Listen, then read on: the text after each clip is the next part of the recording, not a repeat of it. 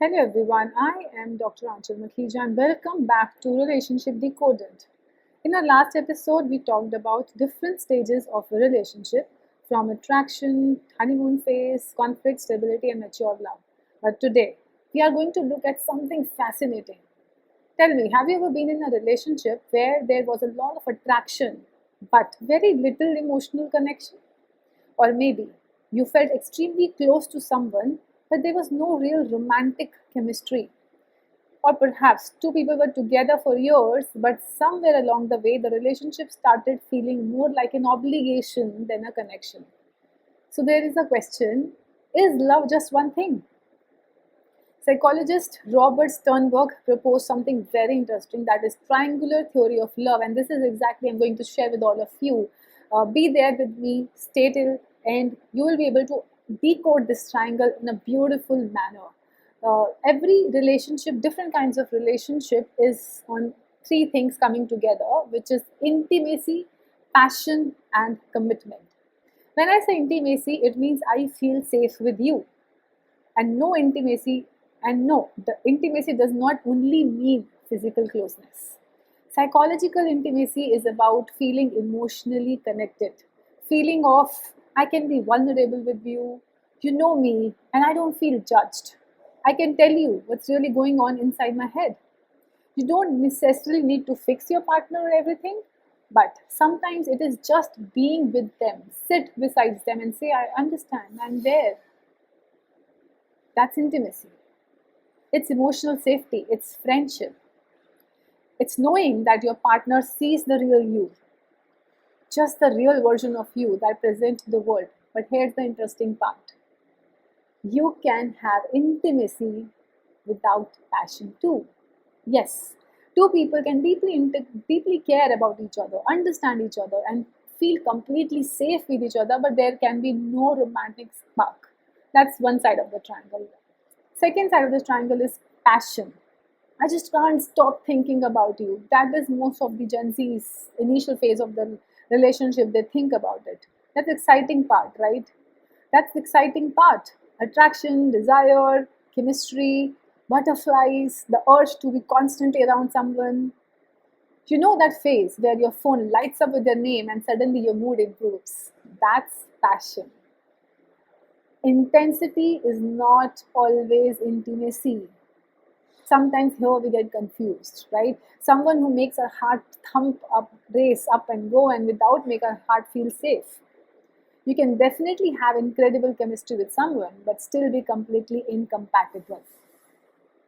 That is where people sometimes say, oh, the chemistry was amazing. Yes, the chemistry can be real, but chemistry alone does not tell you whether a relationship is healthy or sustainable, because passion can bring two people together. But it does not necessarily teach them how to stay together. And then comes the third part, which is commitment. I choose this relationship. The third component, commitment, is the decision to invest in relationship, to stay present, to work through difficulties, to make choices that protect the relationship. But commitment also does not simply mean that, hey, we have been together for 10 years, so we are committed. No, duration does not design the commitment. It is the same as emotional commitment. You can be physically present with someone in a relationship, but emotionally you are completely absent. Healthy commitment sounds like this: we have a problem, but let's work on it together. We are different, but let's understand what the problem is. Let's talk to it. Let's talk about it. I'm choosing this relationship consciously, not just because I'm afraid of being alone, but that I choose us. These are the common distinctions that help us understand commitment better. Now, let me put them together. So, we have intimacy, which is emotional connection, passion, which is attraction and desire, commitment, the decision to maintain and invest in the relationship. Now, imagine these three as the sides of a triangle. When one side is missing or very weak, the experience of love changes altogether. That is why love does not look the same in every relationship. Now let's take the combinations. Combination of intimacy and passion. You feel deeply connected. There is a chemistry, of course, but there is no commitment. How will it look like? We have something special, but we are not exclusive, but we are not really together. It can be beautiful, but it can be incredibly confusing. In this today's time, this is what exactly happening. No commitment. This feels like love, but where we are going, no idea. Let's come to a second combination of passion and commitment, where there is attraction as well as there is a strong decision to be together. But what about emotional intimacy? No emotional intimacy, yeah? This can happen in relationships where two people are quickly come and attract to each other, they commit, but they forget that there is no emotional connect. Outside, it looks perfect, but inside, one or both partners may feel, I am not actually understood. Then comes a third combination, which is intimacy as well as commitment. Now, imagine two people who care deeply about each other, they're emotionally close, and they're building a life together, and of course, they're loyal. But the romantic or sexual passion has reduced significantly. This can become companionate love. There's nothing inherently wrong with that, but the important question to ask is, are both people comfortable with this type of relationship? And then there is a consummate love. There is all the things together in proper mix and match. That is achieved. That's not actually a magical state where intimacy, passion, commitment, all are reasonably strong. That is consummate love.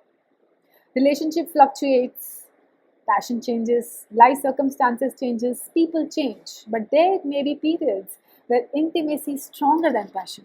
There can be times when commitment is stronger and passion is less, and intimacy is less and passion is more. It can happen. The goal is to notice what's missing and consciously work on it. So now I want you to do something.